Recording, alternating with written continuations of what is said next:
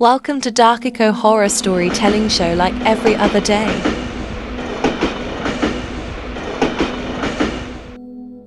Maya pulled her coat tighter around her as she stepped onto the platform of an old, forgotten train station. The chill of the midnight air biting at her skin. Her breath formed small clouds in the darkness, and the distant whistle of a train echoed through the night.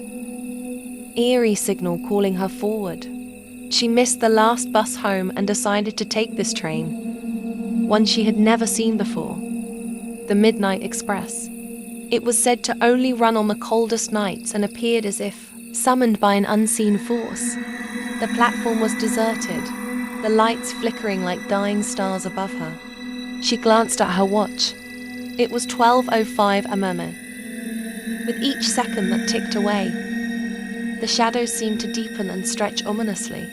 Suddenly, the train pulled in, its metallic body gleaming under the dim lights. The door slid open with a soft hiss, and a gust of stale air rushed out, sending a chill down her spine. Reluctant but curious, Maya stepped into the dimly lit carriage. The interior was plush, if not a bit dated, adorned with crimson upholstery that seemed to whisper secrets of the past. The compartments were empty, the silence wrapping around her like a shroud. As she walked further in, a sense of disquiet settled in her chest. She chose a seat by the window, glancing outside where the world had transformed into a blur of shadow and fog. As the train lurched forward, the rhythmic clatter of the wheels against the tracks began to lull her into a false sense of security. Minutes passed, but there was something off. She was the only passenger. Anxiety gnawed at her as the conductor appeared. A wiry man with hollow cheeks and eyes that seemed to pierce through the darkness. "Ticket, please," he said in a voice that held remnants of an antique echo. Maya fumbled for her pocket, producing a crumpled ticket. The conductor inspected it closely, running his fingers along the edges as if searching for something. "Ah, yes, you're bound for the other side, I see." She raised an eyebrow, attempting to decipher his cryptic words. "The other side," she echoed, but the conductor had already stepped away. Blending into the shadows of the corridor, the rhythmic clatter transformed into a sinister drum, echoing a warning she couldn't quite grasp. The lights flickered again, and a cold breeze swept through the carriage. She was suddenly not alone. A figure emerged from the darkness, a woman dressed in a long, tattered gown with wild hair like tangled vines. Her eyes were pools of despair, devoid of light.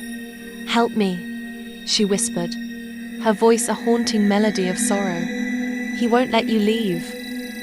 Maya's heart raced.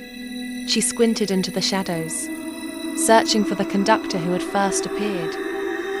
"What do you mean? Who won't let me leave?" The woman only shook her head, tears streaming down her cheeks, each drop seeming to vanish into the air.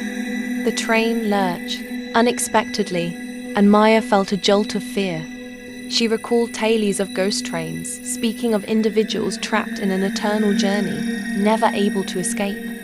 She stood up, her instincts screaming at her to run. But the woman grabbed her wrist, her grip surprisingly strong.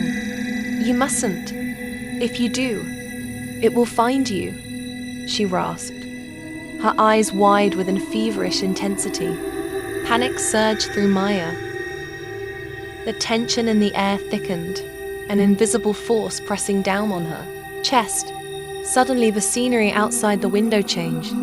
Vibrant cityscapes morphed into dark woods, the trees bending as if whispering secrets of those who had once ridden this train.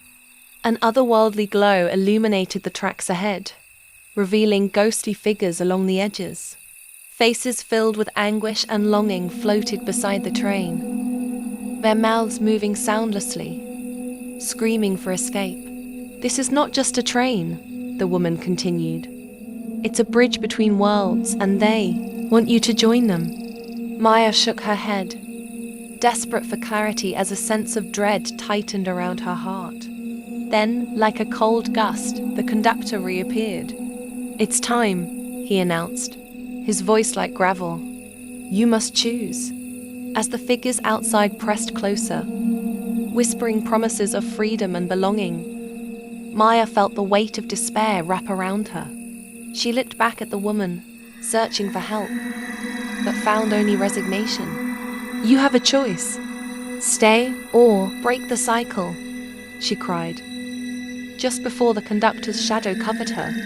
In that moment, clarity pierced through the fog of confusion. Maya dashed to the door, grasping the handle tightly. As she swung it open, the cold night air poured in, caressing her face with the scent of freedom.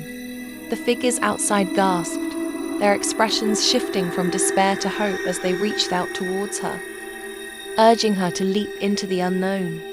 Heart pounding, Maya made her choice without looking back. She plunged into the darkness, the train's eerie sounds fading away, replaced by the rush of wind as she fell through a void. Suddenly, she landed on soft grass, the world bursting into life around her. It was dawn, and she found herself in a familiar park just down the road from her home. The sun bathed the morning in golden warmth, seemingly mocking the night's horrors she had just escaped. Maya scrambled up, glancing around in confusion. Was it just a dream? But she could feel the cold sweat on her brow and the lingering chill on her skin, a haunting reminder of the midnight train. As she turned to leave the park, she spotted an old woman sitting on a bench, a knowing smile playing on her lips. "You survived," she said, her voice light despite the weight of her words. "Many don't." Intrigued and unnerved, Maya approached the woman. "What was that train? Why was it trying to take me?" The woman sighed, her gaze drifting toward the horizon, where the sun dipped lower. Every so often, the Midnight Express calls upon the lost souls, offering them a chance to escape their burdens, but only if they surrender to the darkness. Maya shuddered, remembering the sorrowful figures and the woman who had begged her to stay. What happens to those who don't escape? They remain trapped, the woman replied, her voice softening. Forever yearning, like the shadows you saw. You must live your life now, but never forget the choice you made. Maya felt a wave of gratitude wash over her, but also a lingering sorrow for those still caught in the train's ethereal grasp. "Yes, I'll remember," she promised, her voice steady. As she turned to leave, the woman called after her, "Beware of the whispers in the dark. Sometimes the midnight train returns." Maya left the park, her heart still racing, but with each step she reclaimed her life, the sun's warmth reminding her that she had escaped the clutches of the unknown.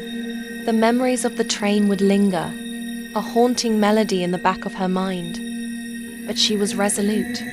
She would live, and she would carry the stories of those lost souls, ensuring they were not forgotten.